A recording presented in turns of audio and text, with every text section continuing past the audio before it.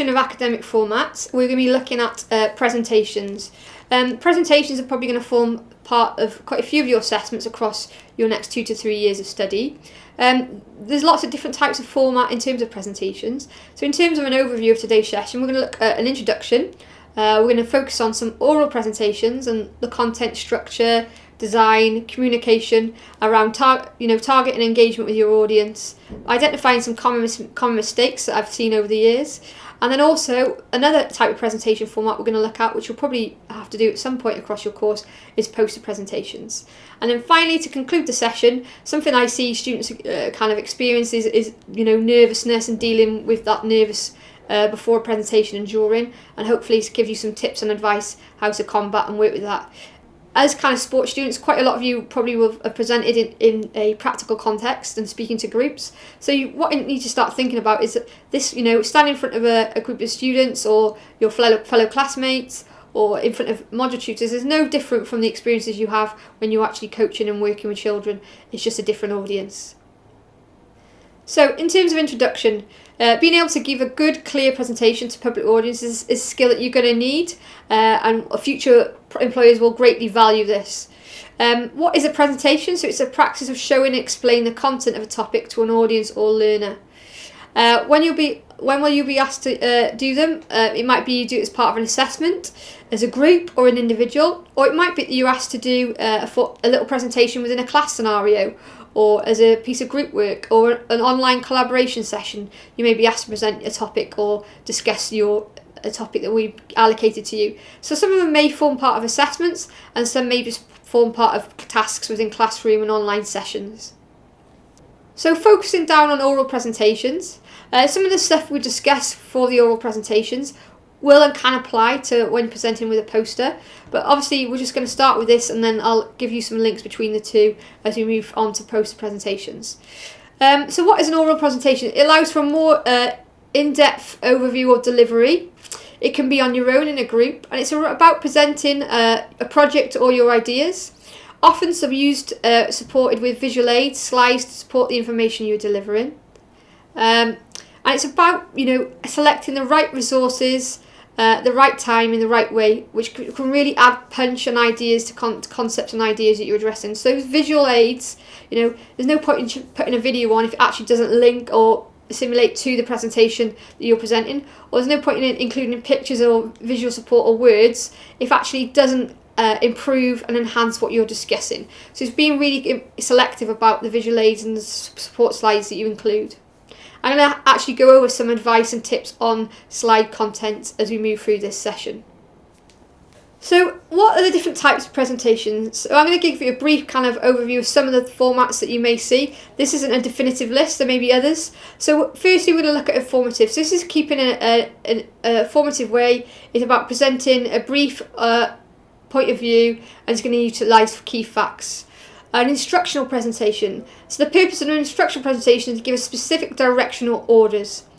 An arousing presentation. This is going to make people think about a certain problem or topic or situation and create a feeling towards that. Decision making. The purpose of this presentation is to move on your audience to a suggested action. So this is where you're going to present ideas, make suggestions or arguments. And then finally you may have a persuasive presentation. This is designed to persuade or convince your audience to accept or a certain proposal that you're suggesting. So as you can see, there's some clearly different ways of presenting information. When you're given presentations, there will be a clear assignment brief that will highlight the type of presentation we're asking you to work towards. So looking at a content of a oral presentation, it's around keeping it simple. Maybe selecting and making a few main points. What you don't want to do, you can maybe possibly have a short period of time. You don't want to overswamp and kind of overwhelm the audience with too much information. It's about teaching people and helping people to learn and be aware of the topic you're discussing. In light of that, you need to make sure it's clear. You're going to explain everything through, and you're going to talk to them as if they're a complete beginner. In terms of the content of your presentation, you need to make sure there's an introduction. Often I see students come in and just present and start their main body of content. It's really important that you're going to include an introduction, setting the scene, maybe discuss your aims and objectives of your presentation. Then it's going to be followed by a sequence of main points. This is going to contextualise, give examples, select maybe a few concrete examples. You're going to divide your material into essential points, and then maybe include some extra material if you have the time. The key thing around presentation is around that time management. What you don't want to do is be rushing through content, trying to get all through your main points. You've got too many words, too much information in there, and then people aren't actually taking in what you're saying. The end of your presentation is going to conclude. It's going to remind what you've looked at. It's going to repeat the main points. It's going to summarise what you've said, and then you're going to prepare a strong closing summary to kind of conclude and finish off your presentation. So now we've looked at the kind of content, and this kind of links quite well into a structure. So like a piece of work, a presentation needs to be structured. You need to present a clear series of ideas, and ideas should be linked and delivered in a planned way. So it's really important that maybe you use some of those planning processes that we've discussed in previous sessions, whether it's brainstorming, concept maps, and actually jotting down and making a plan for your presentation. A clear structure will help you to map out and guide you in your presentation preparation. So some key questions you might ask yourself when preparing and looking at your structure is, what is the main purpose of this presentation? What question does it propose or pose to attempt to answer? What key concepts are you going to talk about and explain? So looking at the previous slide in terms of content, the presentation should have a clear beginning, middle and an end. So the beginning, that introduction, contextualise and highlight the main issue or project. The middle states where you've researched or how you've arrived at the project or discuss issues or problems. And the end links to that concluding point where you state findings and your key conclusions. So moving on from that structural and design element, it's now important to look at the design. So how you present your information. What you don't want to have is, loads of slides with hundreds of words on them. You need to keep them brief. So what you're looking to do is present your slides with at least font size 28. If you want to use video clips, you're going to keep them short, minimum of 2 to 3 minutes. You're going to use the PowerPoint as a prompt. What I don't want to see is essays and reams of words on there. You're going to use bullet points to then talk around those key points. You're going to break the talk into key sections to help to keep the audience engaged in your talk. So there's clear structure in your design, which obviously the previous elements we've just talked about are going to help with that. You're going to use clear background design, so you're going to have a clear font. Sometimes, the fonts and the design you have on your laptop, when you actually then to go show them in a classroom, it's really difficult to see. So maybe it's a case that you design your background, make sure and check it works in the scenario that you're going to be presenting. There's been occasions where I've turned up to a lecture and I've got my background, it's all pretty and nicely designed. I've gone to turn it on and actually the students can't see the words at the back of the room. So it's really important that design of your presentation is suitable for your environment that you're going to be presenting in. Okay, so we've got our content and our structure and our design sorted. Now we're going to need to focus on the communication. So this is another area you're going to be assessed on when you're given a presentation. So when I'm assessing students in presentation scenarios, I am going to be looking at what's in their presentation, what they've included, how they've discussed it. But I'm also going to be looking at how you communicate. So what we're looking for students to do is develop their communication skills across their course. And this is what employers are looking for when they're looking for graduates, is students with good communication skills, being able to present the information in a confident manner, not just reading off slides and talking to their audience. You need to be able to speak loudly and clearly.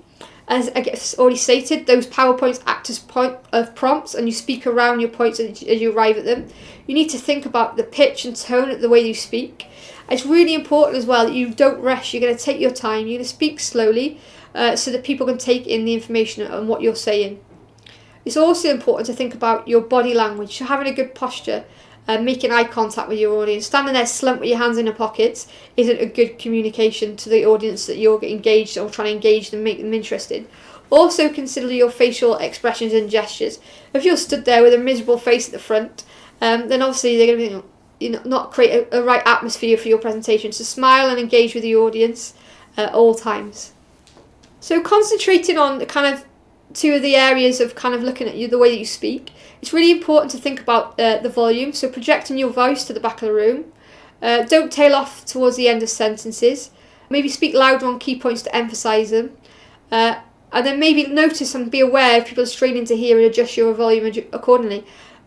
In the kind of flip side of that, I've had students come in and do presentations and almost shout me to the back of the room. So also, it's it's about speaking loud and clearly, but not overwhelming the audience if you going too loud. Also looking at tone, there's nothing worse than a monotonous tone. It sends the audience to sleep. So engage with pitch and volume, vary speed with the audience to make people alert. So you don't want your text and your presentation to become monotonous. So another area of your voice and pace is looking at pitch. So what I'll often find is maybe your voice will change if you're nervous. You might go higher pitched. So maybe relax and lower your pitch. It might you lower the pitch towards the end point or towards the end of slides. You might raise your pitch at the start of a new point or start of a new slide. The other area which I've talked about is around speed. I've seen students where they're literally flying through the content, talking too fast, and then trying to get through their points as fast as they can because they're running out of time. So it's really important that you don't go too fast. Slow your words down. Check that your audience are with you. Pause and let the audience think. Use this for emphasis. And a pause shows an emphasis and separation between ideas.